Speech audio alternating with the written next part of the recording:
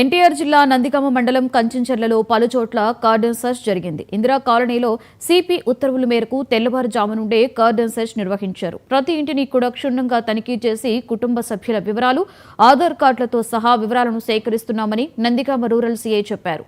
Drone కెమెరాల సహాయంతో cordon search నిర్వహించారు. ఈ తనిఖీలలో 2 సీఐలు, 8 మంది ఎస్ఐలు, 70 మంది సిబ్బంది పాల్గొని జల్లెడ పట్టారు.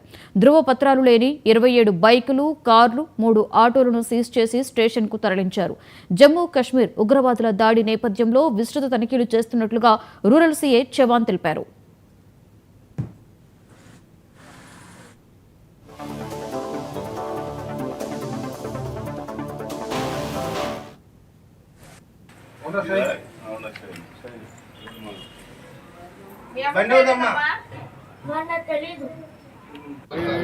Indira colony cordon search operation conduct చేయడం జరిగింది.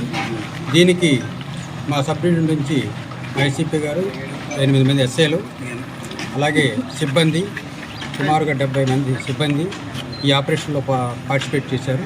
దీనిలో భాగంగా ఇక్కడ 7 సెర్చ్ టీంలు, SI headed by SI, 7 search టీంలు, అలాగే కార్డన్స్ అంటే చుట్టూ ఎవరిని ఎయిటీని వెళ్ళలేకుండా ఒక 6 కార్డన్స్ కటాప్స్ చేసి మొత్తం హౌసెస్ అన్నీ కూడా చెక్ చేశాం.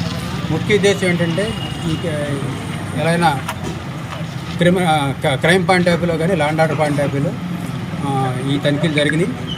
సస్పిషియస్ పర్సన్స్ హౌస్ రెంట్ తీసుకొని ఇక్కడ షెల్టర్ తీసుకొని నేరాలు చేయడం, చైన్ స్నాచింగ్లు అవుతున్నాయి, అలాగే డిహెచ్పీలు అవుతున్నాయి. కాబట్టి ఆ పాయింట్ ఆఫ్ వ్యూలో ఇక్కడ వేరే ఊరు నుంచి వచ్చి ఇక్కడ షెల్టర్ తీసుకొని ఉంటున్నారు వాళ్ళని, అలాగే మేము ఈగల్ వెహికల్తో మన ఎంఎస్టీసీ డివైస్తో చెక్ చేయడం జరిగింది.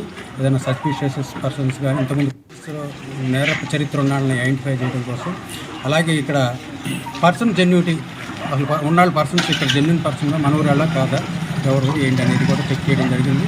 అలాగే గంజాయి, ఇతర మాదక ద్రవ్యాల మీద, అలాగే సస్పిషియస్ ఇతర యాక్టివిటీస్, లెఫ్ట్ వింగ్ ఎక్స్ట్రీమిజం కానీ కానీ లేదంటే ఉగ్రవాదం సంబంధించిన వాళ్ళు కానీ అన్నీ కూడా వాళ్ళ కదలికలు ఏదైనా ఉంటే వాళ్ళని కూడా చెక్ చేయడానికి